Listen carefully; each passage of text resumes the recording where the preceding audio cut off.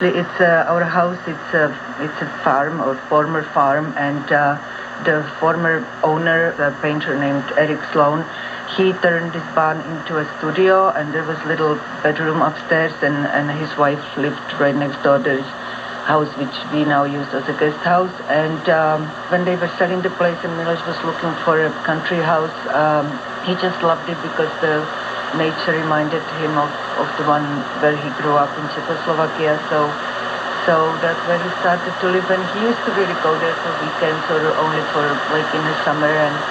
But then when we had our sons, when we had to choose if to live here or in New York or in Connecticut, it just seemed like much easier for two boys to grow up in the country. I understand also you have occasionally had bears coming to your house in Connecticut. Oh yes, I mean he lives by and visits now regularly, so it's. I think a lot of people think that it's a little bit exaggerating until they like sit in our kitchen and the bear shows up here. You have two sons. They obviously grew up here. What is their relationship to all things Czech? I think first it was so natural that we spoke only Czech at home, and also at the time my mom was also living with us, so it was like a little Czech Republic, inside of this small town in Connecticut. And then of course they started school and their own friends, and they realized that we are different, we speak different language. Of course we all have like accents and all kinds of like weird traditions. So there was some, I would say, period of, I don't want to say resistance, but it was more like they really wanted to blend in with their friends, and they didn't care much to and as we got older, suddenly, like, I think they actually rediscovered the country for themselves now, and they love the food, they have their own friends now. They're also one of Miloš's older sons, Peter, has three daughters who are more or less in the age of our boys. And so they became really good friends, and it's just nice, and I'm so happy and they definitely now speak very Czech and are working on improving, and so that warms my heart.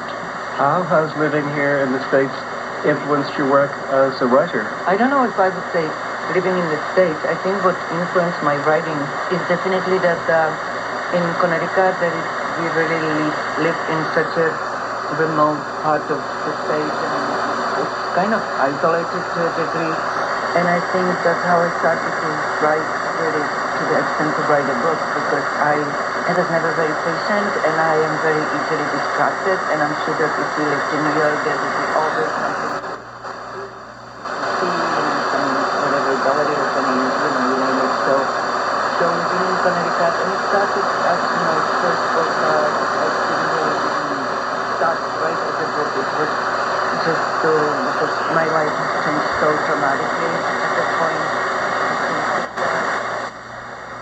I thought that things used to be so different. I was like really the risk taker, and I was so bored, and so I was like, maybe I should write down some stuff just that I don't lose it completely. And that's how it started, and suddenly those little memories started to create like a story, and the story became a book, and that was my first autobiographical book, actually. Your husband, Miloš Forman, sadly died earlier this year. Your boys, I guess, now are getting a bit older. Have you ever considered moving back to the Czech Republic? I was actually recently there, and as this was a question a lot of people asked me, and to be honest, I haven't really thought about it that much. I mean, I always knew that I want to spend there more time, and frankly, I think